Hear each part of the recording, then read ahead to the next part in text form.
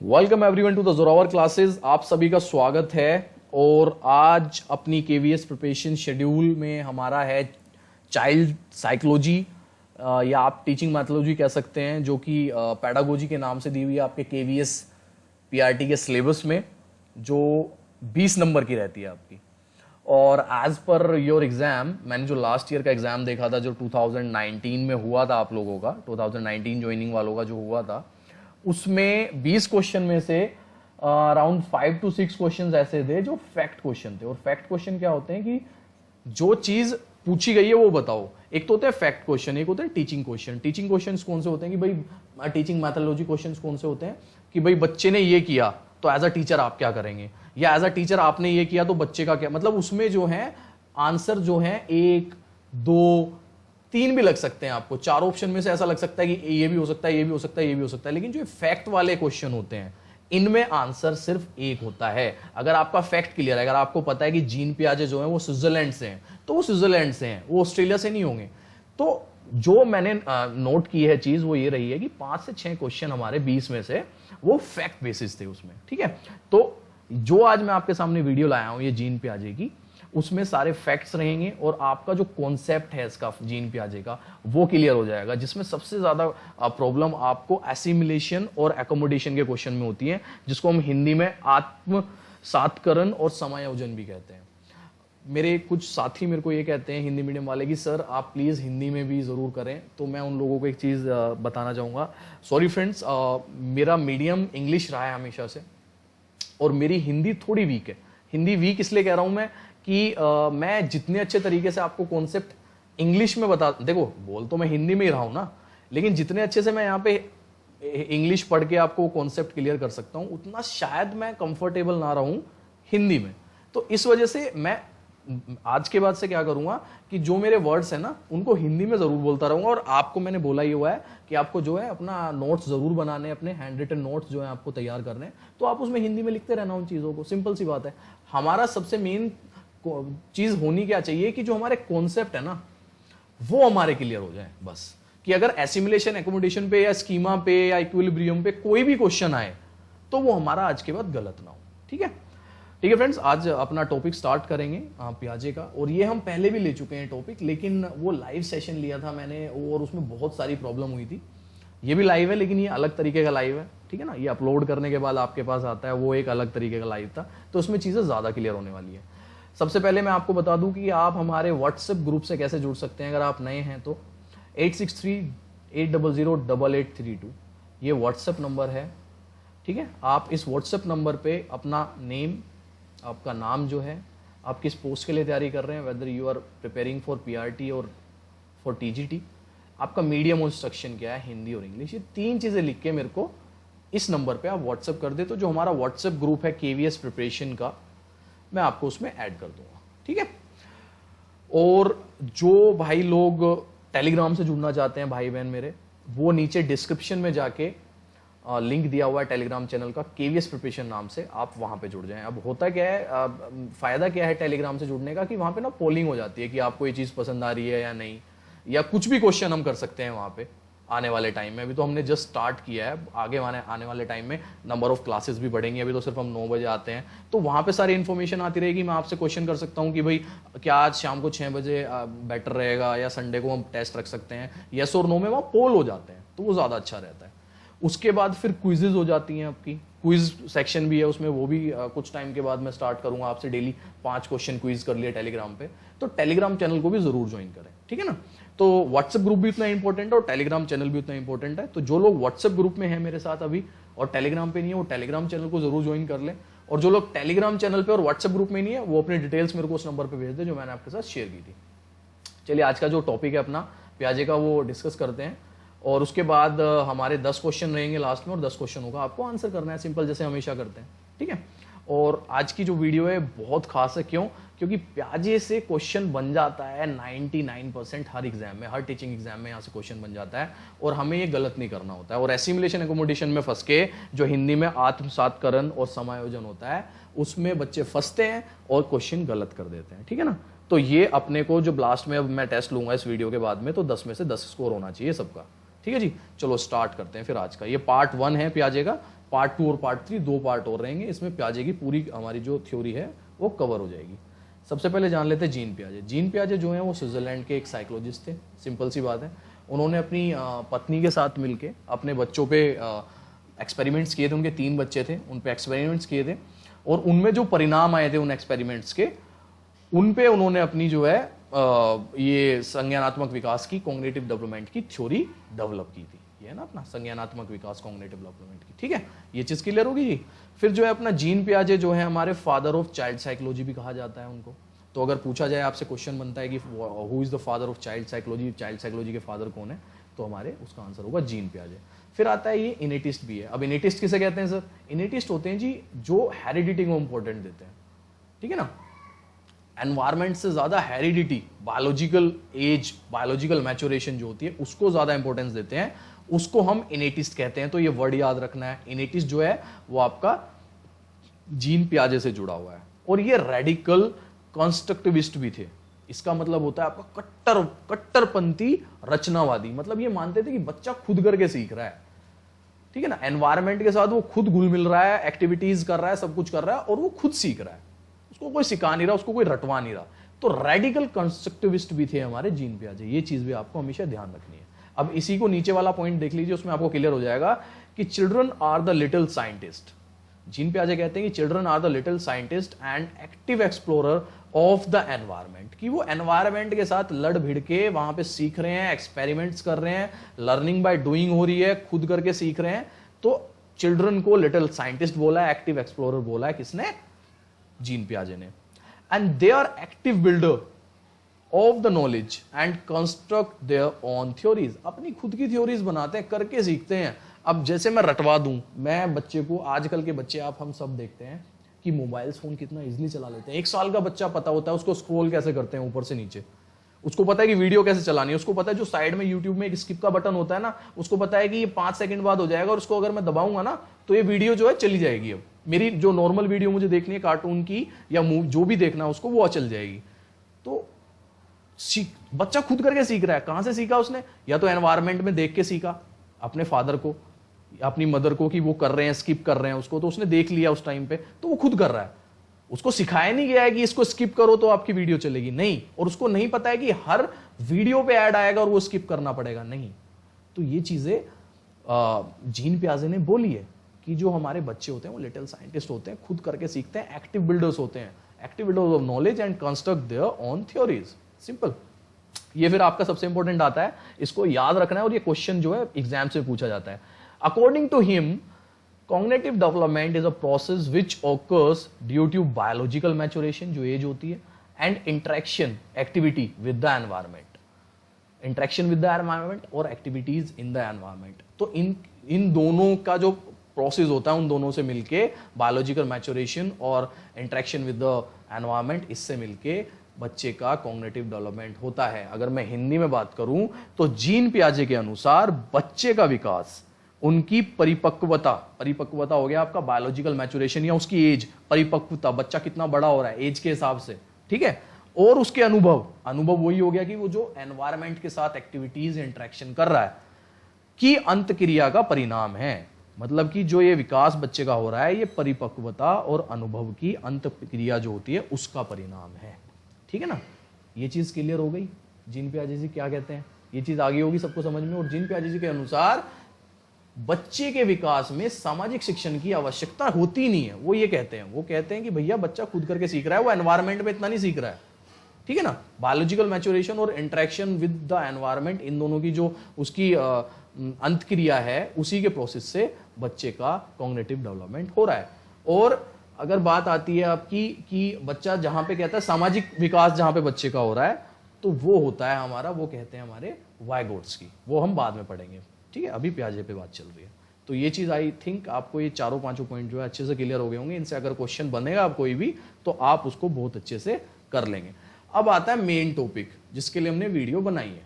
आपने वर्ड्स जरूर सुने होंगे, स्कीमा, अडेप्टेशन, एसिमिलेशन, एकोमोडेशन, भारी भरकम से वर्ड हैं बड़े, इक्विलिब्रियम, बड़े अजीब अजीब से, भारी भरकम से। अगर हिंदी में बात करूं तो स्कीमा को स्कीमा ही कहते हैं हिंदी में, अडेप्टेशन को आप कहते हैं अनुकूलन, ठीक है, एसिमिलेशन को आप बोलते हैं आत्मसातकरण, और एकोमोडेशन को बोलते हैं आप समायोजन। इक्विलिब्रियम होता है आपका संतुलन, ठीक है ना। तो ये ऐसे वर्ड्स आपने जरूर सुने होंगे और बहुत सारे एग्जाम्स में देखे होंगे, लेकिन हम गलती कर देते हैं एसिमिलेशन और एकोमोडेशन में, हम नहीं समझ पाते इसे।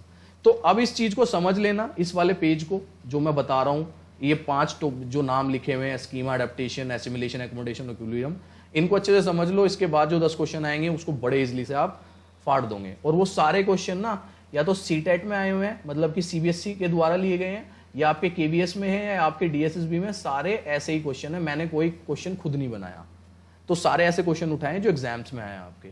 अब सीबीएसई सीटेट वाले क्वेश्चन केवीएस में क्यों आ सकते हैं? क्योंकि भैया सीटेट भी सीबीएसई लेता है और केवीएस का पेपर भी सीबीएसई बनाता है, इस चीज को आपको ध्यान रखना है। तो दोनों की पेपर बनाने वाली जो बॉडी है वो सेम है, तो क्वेश्चन पैटर्न भी सेम होने के पूरे पूरे चांसेस हैं, ठीक है जी। चलो सबसे पहले बात कर लेते हैं व्हाट इज स्कीमा। स्कीमा होता क्या है? स्कीमा होता है आपका सिंपल सा मेंटल स्ट्रक्चर ऑफ नॉलेज। अब इसको हम हिंदी की भाषा में अगर जानना चाहें तो क्या होता है, हिंदी की भाषा में अगर हम स्कीमा को जानेंगे तो वो ये होती है भाई कि जो भी आपके अंदर इस टाइम है वो सारा आपका स्कीमा है। मैं कहता हूं आपको पता है कि शाम को 9 बजे वीडियो लाइव आती है, ठीक है, द जोरावर क्लासेस पे लाइव वीडियो आती है रात को 9 बजे, ये आपका स्कीमा है, आपको पता है, ठीक है। अगर मैं उसमें बोलूं कि आज 9 नहीं आज 9:30 आएगी, तो आप उसमें क्या है कुछ चेंजेस कर रहे हैं, वो चीज मैं आपको बाद में बताऊंगा, एग्जाम्पल दिया है अभी सिर्फ, ठीक है ना। वो चीज मैं बाद में बताऊंगा कि वो चीज क्या होगी कि भैया 9 नहीं आज जो है 9:30 वीडियो आएगी, भाई 9:30 नहीं आज जो है 10 बजे वीडियो आएगी, या आज वीडियो नहीं आएगी। ये चीजें क्या है, ये एग्जाम्पल से ही मैं आपको समझाऊंगा और आपको बड़े अच्छे से क्लियर हो जाएगी। अब मेंटल स्ट्रक्चर होता है, मैं कह रहा हूं कि आपको पता है आपके पापा हैं, आपके पापा का नाम ये है, आपको सब्जी में खाना पसंद ये है, आपको पता है कि पिज्जा गोल होता है और ऐसे ऐसे स्लाइसेस में बटा होता है, ये सारी चीजें, जितनी चीजें आपको पता है वो सारा आपका मेंटल स्ट्रक्चर ऑफ नॉलेज है। सिंपल सी बात है, उसी को हम स्कीमा कहते हैं। इतना मान के चलो स्कीमा जो आपको पता है वो स्कीमा है। अब अडेप्टेशन क्या होता है, ठीक है जी। अडेप्टेशन, अनुकूलन किसे कहते हैं? अनुकूलन होता है जी the process of adjusting, deleting, modifying schema and forming new schema to maintain equilibrium. मतलब कि जो स्कीमा अभी है हमारा, मतलब ये वाला स्कीमा है, इसको एडजस्ट करना, इसको डिलीट करना, इसको मॉडिफाई करना, या इसकी जगह पे एक नया स्कीमा बनाना। जो हमारी नॉलेज है उसको एडजस्ट करना, जैसे कि अब मैंने कह दिया कि 9 की जगह 9:30, ठीक है ना, तो आपने क्या किया, उसको एडजस्ट किया, उसको थोड़ा सा चेंज किया, या डिलीट ही कर दिया। मैंने कहा भाई आज से 9 बजे कोई वीडियो नहीं आएगी, तो आपने डिलीट कर दिया कि नहीं आएगी, अब तो वीडियो नहीं आनी। तो ऐसा कोई भी काम अगर हो रहा है तो अडेप्टेशन कहलाता है। अडेप्टेशन के 2 पार्ट होते हैं, एसिमिलेशन और एकोमोडेशन। सबसे ज्यादा क्वेश्चन इन दोनों पे बनते हैं, इन दोनों को बहुत अच्छे से समझ लेना आप। एसिमिलेशन, इन पे एग्जाम्पल दूंगा मैं आपको, तो जब बहुत अच्छे से क्लियर होंगे, 2 3 एग्जाम्पल दूंगा मैं आपको बहुत अच्छे से, दोनों जो टॉपिक है आपके, दोनों जो पॉइंट है बहुत अच्छे से क्लियर होंगे। Assimilation, incorporate into an existing schema or adding new information into prior schema, मतलब existing schema। अब मैं बताता हूं आपको, आप कुछ ऐड कर रहे हैं, जो आपका प्रायर स्कीमा है, जो आपका पहले से ही ये स्कीमा है ना जो आपका बना हुआ है, इसमें आपने क्या किया, आपने कुछ प्लस कर दिया, आपने कुछ माइनस कर दिया। ये होता है हमारा एसिमिलेशन, ठीक है ना। कुछ भी ऐड करना, इनकॉर्पोरेट, कुछ भी ऐड प्लस, कुछ भी जोड़ घटा, कुछ भी करना उसी स्कीमा के साथ, ये होता है एसिमिलेशन। जब एग्जांपल दूंगा आपको क्लियर हो जाएगा। एकोमोडेशन, एकोमोडेशन क्या होता है, modification of a prior schema, creating new schema, या एडजस्टिंग और करेक्टिंग द प्रायर स्कीमा। अब बात समझना, अब एकोमोडेशन होता है आपका जो समायोजन जिसको कहते हैं, वो होता है या तो भैया मॉडिफाई कर दो जो हमारा पहले से स्कीमा है, प्लस माइनस नहीं करना, मॉडिफाई, चेंज करना है उसको। क्रिएट, अलग ही स्कीमा लिया है, एकदम पुराने वाले को खत्म कर दिया, इसको बिल्कुल स्कीमा को खत्म कर दिया, इसकी जगह एक नया स्कीमा लिया है, या तो वो, या एडजस्ट और करेक्ट करें उसको कि भैया अभी जो है वो चीज गलत है मेरे अंदर, लेकिन अब मेरे को सही करनी है। क्यों? मैंने कहा कि डेली जो है आपकी 9 बजे आएगी, एक्सेप्ट सैटरडे और संडे। वीडियो जो है आपकी डेली आएगी, संडे और सैटरडे और संडे को छोड़ के, लेकिन आपने स्कीमा बना लिया कि नहीं जी डेली बोली है सर ने, तो सैटरडे संडे भी आएगी। तो जैसे ही आपने ये चीज कर ली, मॉडिफाई कर ली ये चीज, तो आपका क्या हो गया, वो एकोमोडेशन हो गया। अब एग्जांपल ले लेते हैं, उससे बिल्कुल चीज़ क्लियर होने वाली है। सबसे इजी एग्जांपल जो मैं हमेशा लेता हूं इस चीज़ में, वो है, मैंने लास्ट टाइम भी लिया था, कि बच्चे को पता है, बच्चे का जो स्कीमा है वो ये है कि के से स्टार्ट होने वाले कोई भी वर्ड, उसकी जो साउंड आएगी वो के से आएगी। कैसे? जैसे मैं यहां लिखता हूं करण, तो जब मैं करण लिख रहा हूं तो मैंने यहां पे पढ़ लिया के, तो करण ही बोलूंगा, मुझसे अरन नहीं बोलूंगा, ए से स्टार्ट नहीं करूंगा या कुछ भी, या परन या टरन कुछ नहीं कहूंगा, मैं करण ही कहूंगा। जब मैं कह रहा हूं, मैंने पढ़ा के आई टी ई, तो मैं उसको काइट बोलूंगा, नाइट नहीं बोलूंगा, साइट नहीं बोलूंगा, कुछ नहीं, मेरे को पता है के से स्टार्ट हो रहा है तो काइट ही बोलूंगा। ठीक है ना? अब मैं बात करता हूं कि कंगारू लिख दिया मैंने उसके बाद, तो मैं कंगारू बोलूंगा क्योंकि मुझे पता है के से स्टार्ट हो रहा है। के से स्टार्ट हो रहा है कानपुर, तो मैं कानपुर बोलूंगा, तानपुर नहीं बोलूंगा, सानपुर नहीं बोलूंगा, पानपुर नहीं बोलूंगा, मैं कानपुर ही बोलूंगा क्योंकि मैंने देख लिया स्टार्टिंग में के से स्टार्ट हो रहा है। तो ये जितने वर्ड के से स्टार्ट हो रहे हैं और उनकी साउंड फिर के से स्टार्ट हो रही है, तो ये मेरा स्कीमा है।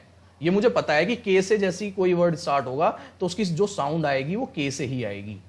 ये चीज क्लियर हो जाएगी आपको बहुत ध्यान से, एसिमुलेशन और एकोमोडेशन बहुत ध्यान से सुनना। तो ये क्या हो गया? ये तो हो गया मेरा स्कीमा। लेकिन जैसे ही उसके बाद मैं ये वर्ड लिखता हूं KNIFE, तो बच्चा जब अपने स्कीमा को यूज करके, क्योंकि बच्चे को पता है कि के से जो स्टार्ट होता है वो क्या होता है, के से जो वर्ड स्टार्ट होता है उसमें किसकी साउंड आती है? के की आती है। तो जब बच्चा इसको कनाइफ पढ़ेगा, KNIFE को कनाइफ पढ़ेगा, के की साउंड लाएगा, अपने प्रायर स्कीमा को यूज करेगा, उसको ऐड कर रहा है, क्योंकि क्या कर रहा है उसमें, उसको पता है कि के की साउंड आ रही, के वर्ड आ रहा है तो के की साउंड आएगी, तो वो एसिमुलेशन कर रहा है। ठीक है ना? वो आत्मसातकरण कर रहा है, एसिमुलेट कर रहा है वो। लेकिन आपको तो पता है कि जब हम इसको नाइफ बोलते हैं, हम कनाइफ नहीं बोलते, क्योंकि के जो होता है वो साइलेंट होता है। तो जब बच्चा इसको कनाइफ को नाइफ बोलने लगेगा, के साइलेंट कर देगा, तो वो हो जाएगा एकोमोडेशन। क्यों? क्योंकि उसने मॉडिफाई कर दिया है। वो उसको पता लग गया है कि सारे वर्ड्स जो के से स्टार्ट होते हैं वो के की साउंड से स्टार्ट नहीं होते, उसमें कुछ साइलेंट वर्ड्स भी होते हैं। तो जहां पे उसने अपना प्रायर स्कीमा यूज किया कि के से स्टार्ट हो रहा है और के की साउंड पे रहेगा, तो वो तो हो गया एसिमुलेशन। और जहां उसने मॉडिफाई, उसको ये पता लग गया कि हर वर्ड के से शुरू होने वाला के की साउंड से स्टार्ट नहीं होता है, कुछ साइलेंट वर्ड्स भी होते हैं, जैसे ऋतिक, जो ऋतिक बोलते हैं हम, तो वो एच से स्टार्ट होता है, हितिक नहीं बोलते उसको हम, एच साइलेंट रहता है। तो बच्चों को ये चीजें पता लग गई हैं कि हर वर्ड एच से स्टार्ट होने वाला एच की साउंड में नहीं आएगा, तो उसने एकोमोडेट कर लिया, उसने मॉडिफाई कर लिया, उसने क्या किया, एडजस्ट कर लिया, करेक्ट कर लिया अपना प्रायर स्कीमा जो है। तो ये जो वर्ड्स लिखे हुए हैं ना मैंने काट काट के, कि modify, adjust, correcting, creating new schema, इनको भी ध्यान रखना है, इससे आप क्वेश्चन बिल्कुल सही कर सकते हैं। आई होप आपको ये चीज क्लियर हुई होगी। अब मैं एक और एग्जांपल देता हूं, उससे और क्लियर हो जाएगी। मेरा एक स्कीमा है कि एक मेरे पास ना, मेरे लैपटॉप में बॉलीवुड सॉन्ग्स के नाम से एक फोल्डर है, बॉलीवुड सॉन्ग्स के, बॉलीवुड सॉन्ग्स, ठीक है ना। और वो किसने गाया है? वो सारे गाने मेरे को पसंद है अरिजीत सिंह के, अरिजीत सिंह के पसंद है मुझे सारे गाने, बॉलीवुड सॉन्ग्स हैं, अरिजीत सिंह के हैं सारे। मेरा एक स्कीमा है, मेरा एक फोल्डर है मेरे लैपटॉप में, ठीक है। अब जैसे ही अरिजीत सिंह का कोई गाना आता है, कोई भी बॉलीवुड सॉन्ग आता है अरिजीत सिंह का, और मैं उसको उसी फोल्डर में डाल देता हूं बॉलीवुड सॉन्ग के, बिना कुछ देखे। मेरे पास आया, मैंने डाउनलोड किया कहीं से, या मेरे पास मेरे दोस्त ने भेजा, क्योंकि उसको पता है कि मुझे अरिजीत सिंह के बॉलीवुड सॉन्ग्स पसंद है। तो जैसे ही वो आया मेरे पास, तो मैंने सीधा क्या किया, वो जो मेरा फोल्डर है ना, मैंने उसमें ऐड कर दिया। तो ये हो गया मेरा एसिमुलेशन। क्यों? क्योंकि मेरा स्कीमा कह रहा है कि अरिजीत सिंह के जितने भी गाने हैं वो बॉलीवुड सॉन्ग्स हैं सारे, और वो इसी फोल्डर में जाएंगे। अरिजीत सिंह जो है सिर्फ बॉलीवुड सॉन्ग्स गाता है और वो इसी फोल्डर में जाएंगे। वो मेरा एसिमुलेशन हो गया, क्योंकि मुझे ये चीज पता है, मेरा स्कीमा यही कह रहा है, ठीक है ना। ऐड कर दिया मैंने उसमें, अपने फोल्डर में प्लस कर दिया मैंने, एक और सॉन्ग अरिजीत सिंह का ऐड कर दिया। लेकिन मैं कह रहा हूं भैया, मेरे पास ना फिर एक ऐसा गाना आता है जो अरिजीत सिंह का है, लेकिन वो अरिजीत सिंह का भक्ति सॉन्ग है, बॉलीवुड सॉन्ग नहीं है। भक्ति सॉन्ग गाया है, कोई भजन गाया है अरिजीत सिंह ने। तो अब मैं फिर से जब उसको, उसी सॉन्ग को ऐड कर रहा हूं उसी फोल्डर में, जो मेरा फोल्डर है बॉलीवुड सॉन्ग्स का, तो मैं एसिमुलेट कर रहा हूं। क्यों? क्योंकि मुझे तो ये पता है कि अरिजीत सिंह ने तो जो भी गाना गाया है वो सारा किस में जाएगा, वो बॉलीवुड सॉन्ग वाले में जाएगा, क्योंकि मुझे तो यही चीज पता है। लेकिन जैसे ही मैं उसको करेक्ट करता हूं कि नहीं, ये तो भक्ति सॉन्ग है, बॉलीवुड सॉन्ग नहीं है, और भक्ति सॉन्ग का एक अलग से फोल्डर बनाता हूं, और उस भक्ति सॉन्ग को अरिजीत सॉन्ग के इसमें डालता हूं, और जो बॉलीवुड के सॉन्ग है वो मैं इसमें डालता हूं, तो ये चीज क्लियर हो पाएगी तो ये चीज कहलाएगी एकोमोडेशन, क्योंकि मैंने मॉडिफाई कर लिया, मैंने एडजस्ट करेक्ट कर लिया वो चीज कि हर चीज अरिजीत सिंह की हर चीज गाई हुई बॉलीवुड सॉन्ग नहीं होती है। वो भक्ति सॉन्ग भी गा सकता है, वो हॉलीवुड सॉन्ग भी गा सकता है, वो नॉर्मल सॉन्ग भी गा सकता है, वो पर्सनल अपने लिए भी गा सकता है, कुछ भी हो सकता है। सारे गाने अरिजीत सिंह के गाए हुए भक्ति बॉलीवुड सॉन्ग नहीं होंगे, तो ये मैंने एकोमोडेट कर लिया। लेकिन जब मैं उसको भक्ति सॉन्ग को भी सीधा उसी फोल्डर में डाल रहा हूँ बॉलीवुड वाले में, तो मैं क्या कर रहा हूँ, तो मैं कर रहा हूँ एसिमिलेशन। आई होप ये चीज आपको क्लियर होगी। स्कीमा क्या है, एसिमिलेशन क्या है, एकोमोडेशन क्या है। एक और एग्जांपल ले लें, चलो एक और ले लेता हूं फटाफट और अच्छे से क्लियर हो जाएगा। मेरा स्कीमा कहता है, क्योंकि मैंने पहली बार चीजें सीखी कोई, तो मैंने सीखी कि 4 पैर का कोई भी जानवर काले रंग का, 4 पैर का कोई भी जानवर जो है काले रंग का, वो कुत्ता होता है। ही इज अ डॉग, वो होता है डॉग। ठीक है, 4 पैर हैं जिसके और वो काले रंग का है, वो डॉग है।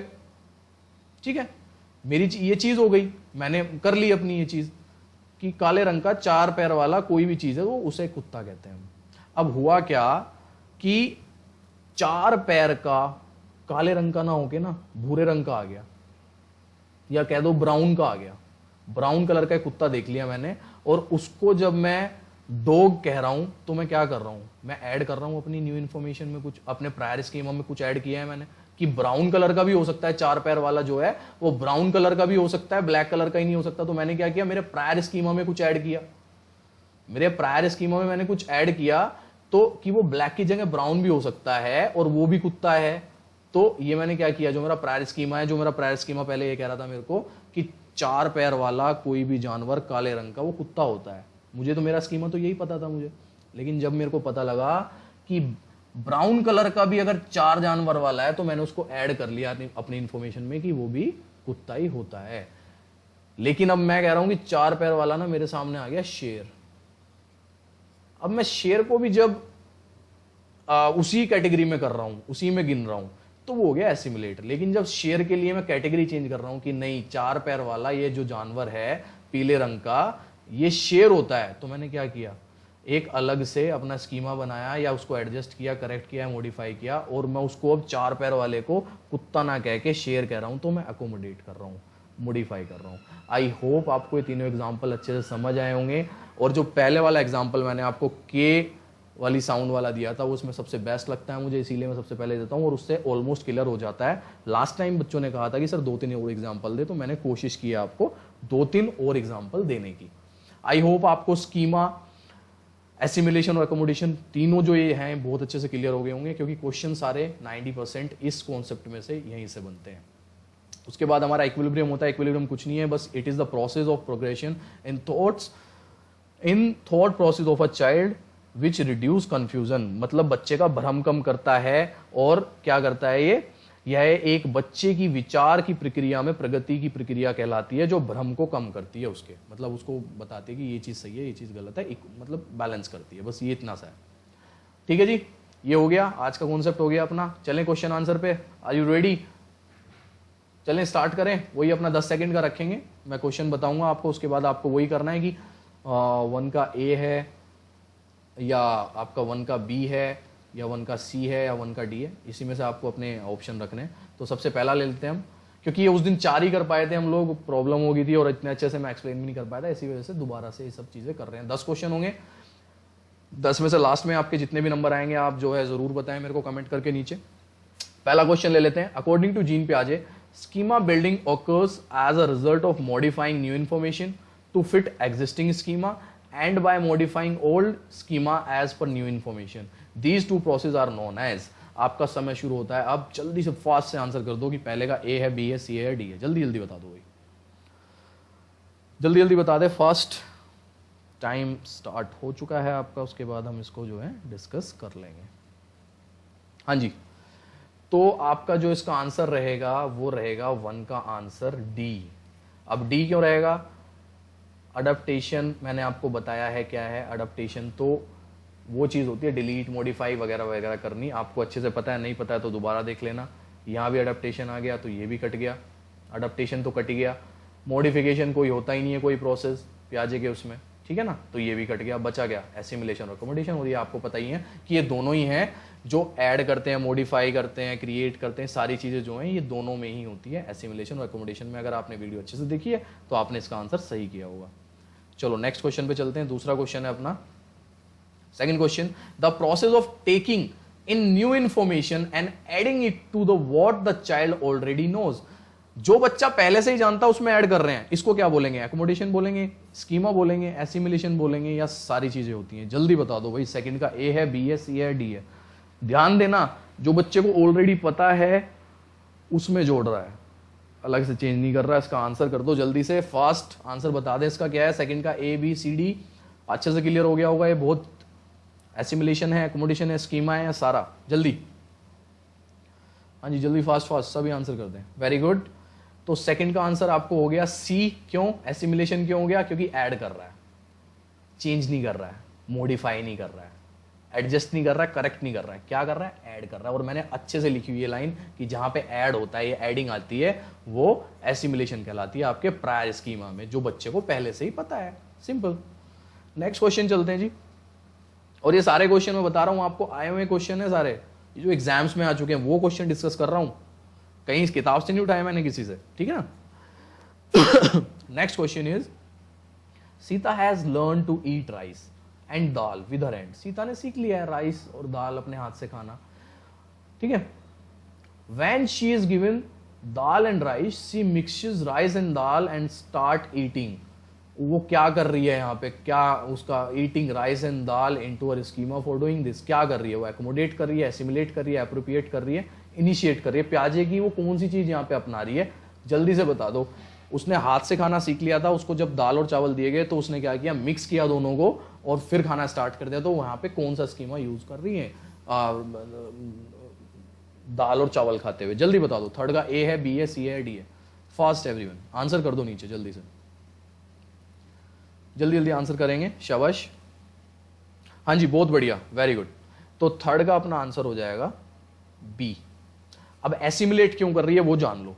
उसको पहले से ही पता है, एक उसका स्कीमा बना हुआ है ना पहले से ही कि दाल और चावल खाए जाते हैं। अब उसने क्या किया? उसमें ऐड कर दिया कि वो हाथ से भी खा रही है, उन्हें मिला के। उसको वो क्या कर रही है? दाल अलग खा रही है, चावल अलग खा रही है, लेकिन उसने क्या किया? दोनों को मिला के खा लिया। उसने कुछ ऐड कर दिया उसमें, मॉडिफाई तो नहीं किया कुछ उसमें, कुछ पनीर तो नहीं डाल दिया उसमें उसने कुछ, या कुछ अलग से काम तो नहीं कर दिया उसने, सिर्फ ऐड की है उसमें चीज, अपना हाथ ऐड कर दिया कि दोनों को मिला के, जो है हाथ से तो खा ही रही थी, अब उसने दोनों को मिला के खाना शुरू कर दिया। तो उसने कोई चीज ऐड की है इसमें, उसको चेंज नहीं किया है अपने स्कीमा को, ठीक है ना। उसने मॉडिफाई नहीं किया है कि नहीं ये तो मैं दो पैर पे, मतलब कुछ भी करके कोई भी एग्जांपल ले लो, उसने सिर्फ ऐड किया है। तो जहां पे उसने ऐड की है कोई चीज, तो आपको पता ही है एडिंग क्या कहलाती है? एडिंग कहलाती है हमारी एसिमिलेशन, ठीक है जी, सिंपल। नेक्स्ट क्वेश्चन चले। हाँ जी, next question is, fitting new information into existing schema is known as. फिर से आ गया जी सेम क्वेश्चन। 4 का ए होगा, बी होगा, सी होगा, डी होगा। इक्विलिब्रेशन, एसिमिलेशन, ऑर्गेनाइजेशन या एकोमोडेशन? जल्दी जल्दी बता दो, फास्ट। हाँ जी जल्दी जल्दी बता दो। देखो सी तो कट ही गया, ऑर्गेनाइजेशन कुछ नहीं होता है। ऑर्गेनाइजेशन स्कीमा वगैरह में, इसमें पियाजे के कॉन्सेप्ट में है ही नहीं, तो सी तो ऐसे ही काट दो और फोर्थ का आंसर दे दो। देखो मैं एक बार लेके चलता हूं आपको पीछे भी, क्वेश्चन हमें ऑप्शन भी काटने आनी चाहिए।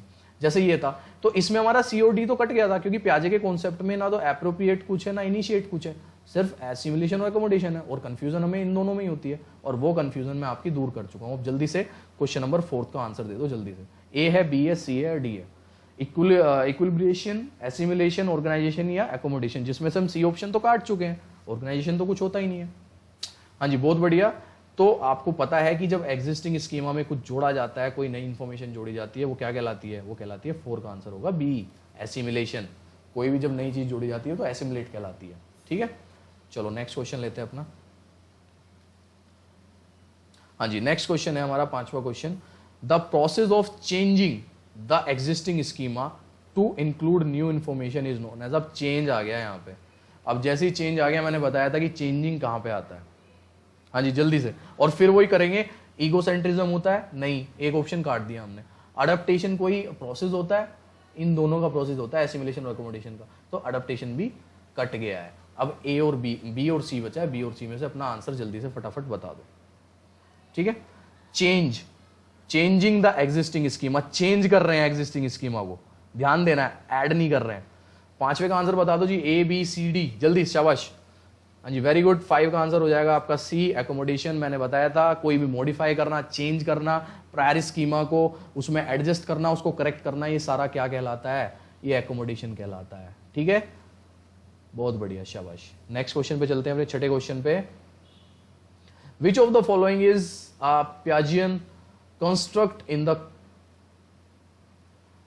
Context of cognitive development of children? इनमें से कौन सी चीज जो है, A B C D, schema, observational learning, conditioning या रीइंफोर्समेंट, पियाजे के कंस्ट्रक्टिविस्ट जो आपका कॉग्निटिव डेवलपमेंट उसके कंटेस्ट में आती है? स्कीमा आता है, ऑब्जर्वेशनल लर्निंग आता है, कंडीशनिंग आता है, रीइंफोर्समेंट आता है। इसका आंसर दे दो जी छठे का, जल्दी। ए है, बी है, सी है या डी है? फास्ट, जल्दी जल्दी आंसर करेंगे, शाबाश, बहुत अच्छे। हाँ जी, बिल्कुल सही। 6 का आंसर हो जाएगा आपका ए, स्कीमा। क्यों हो जाएगा स्कीमा? ऑब्जर्वेशनल लर्निंग बंडूरा ने दी है, कट गया ऑप्शन, बी ऑप्शन काट दिया। कंडीशनिंग, आपकी कंडीशनिंग और रीइंफोर्समेंट आ जाती है जहां पे आपने वॉटसन ने और स्कीनर ने कुत्ते पे और उस पे कबूतर पे किया था। रीइंफोर्समेंट वाला कबूतर पे किया था एक्सपेरिमेंट स्कीनर ने, और कंडीशनिंग वाला कुत्ते पे किया था जो वो राल टपकने वाला था वॉटसन ने, और ऑब्जर्वेशनल लर्निंग जो है वो आपकी बंडूरा की है। तो प्याजे यहाँ पे वर्ड लिखा है, तो प्याजे से कौन रिलेटेड है? प्याजे रिलेटेड है जी उसका schema, mental structure of knowledge जिसे कहा जाता है। सिंपल आंसर हो गया, ऑप्शन काटना सीखो, सबसे बेस्ट तरीका है। 7th question, the process of adjusting, deleting schema and forming new schema to maintain equilibrium is known as, जल्दी बता देंगे। जोन ऑफ प्रॉक्सिमल डेवलपमेंट कहलाता है, स्कैफोल्डिंग कहलाता है, एडाप्टेशन कहलाता है, या स्कीमा फॉर्मेशन कहलाता है? पढ़िए ये चीज, डेफिनेशन दी है मैंने अच्छे से। 7th का आंसर बताओ, ए होगा, बी होगा, सी होगा, डी होगा? जल्दी, फास्ट, जल्दी कमेंट कर दो नीचे जितने भी देख रहे हैं, जल्दी जल्दी कमेंट करेंगे। बहुत बढ़िया, वेरी गुड। 7th का आंसर सी हो जाएगा। ZPD, zone of proximal development, Vygotsky ने दिया था, कट गया। स्कैफोल्डिंग वाइगोट्स्की ने दी थी, कट गई। ए और बी ऑप्शन हमारे कट गए। अब हम कंफ्यूज किस में होते हैं? स्कीमा और एडेप्टेशन में। स्कीमा तो मेंटल स्ट्रक्चर ऑफ नॉलेज होता है, सिर्फ सिंपल सी। तो ये जो एडजस्टिंग, डिलीटिंग, ये सारी चीजें स्कीमा वगैरह की होती हैं, वो किस में होती है? एडेप्टेशन में होती है। एडेप्टेशन में आपकी एसिमिलेशन और अकोमोडेशन आती है, जो चीज मैं आपको बता चुका हूं। तो 7th का आंसर सी हो जाएगा। कितने इजी क्वेश्चन आते हैं इस टॉपिक से आपके एग्जाम में, और जब ये गलत हो जाते हैं तो कितना दुख होता है। तो इसलिए ये जो टॉपिक है, ये चीज क्लियर करना बहुत जरूरी है। 8th क्वेश्चन आते हैं। 8th क्वेश्चन है हमारा, अकॉर्डिंग टू पियाजे cognitive theory of learning, the process by which the cognitive structure is modified is called assimilation, schema, perception या एकोमोडेशन? फिर कह रहा हूं कि एक ऑप्शन तो काट दो, परसेप्शन तो कोई मतलब ही नहीं है, पियाजे से परसेप्शन का कोई मतलब ही नहीं है, तो एक ऑप्शन हमारा सी ऑप्शन कट जाएगा। ए बी और डी में से क्या आंसर होगा? एसिमिलेशन, स्कीमा और एकोमोडेशन? जल्दी आंसर कर दो 8th का। मॉडिफाई लिखा हुआ है, मॉडिफाई कर रहे हैं, जो कॉग्निटिव स्ट्रक्चर है उसको मॉडिफाई कर रहे हैं। मॉडिफाई किस में करते हैं? जल्दी बता दो। एसिमिलेशन में करते हैं, स्कीमा में करते हैं, एकोमोडेशन में करते हैं? 8th का आंसर बता दो जल्दी से, क्या होगा 8th का आंसर? वेरी गुड, नीचे कमेंट करो जल्दी से, फास्ट, बहुत बढ़िया। 8th का आंसर डी, एकोमोडेशन। मैंने बताया था कि जब मॉडिफाई करते हैं, चेंज करते हैं प्रायर स्कीमा को, तो वो एकोमोडेशन कहलाती है। बहुत बढ़िया, चलो नेक्स्ट क्वेश्चन चलते हैं। मजा आ रहा है, नहीं आ रहा है? आ रहा है ना मजा? अब हो क्या रहा है, ये सारे वो क्वेश्चंस हो रहे हैं आपके जो एग्जाम्स में आ चुके हैं, और उनके आप इतने इजीली आंसर कर रहे हैं, तो मजा तो आएगा ही।